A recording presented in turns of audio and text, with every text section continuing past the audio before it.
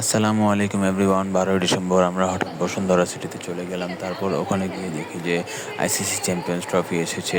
চিন্তা করলাম এসে যখন পড়েছি তাহলে কিছুক্ষণ ফটোশ্যুট করি। তারপর আমরা লাইনে দাঁড়িয়ে আস্তে আস্তে ওখানে গেলাম, আমি এবং আমার বড় ভাই ফটোশ্যুট করলাম। আপনারা চাইলে আপনারাও যেতে পারেন, ওখানে আরও 2 দিন চ্যাম্পিয়ন্স ট্রফিটা থাকবে।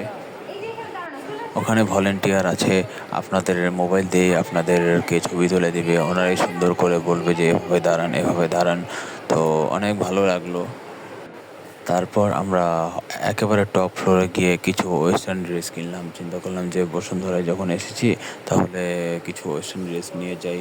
এখানে অনেক দাম, আপনারা যদি 4-5 হাজার টাকার মধ্যে ড্রেস কিনতে চান তাহলে বসুন্ধরার টপ ফ্লোরে চলে যাবেন।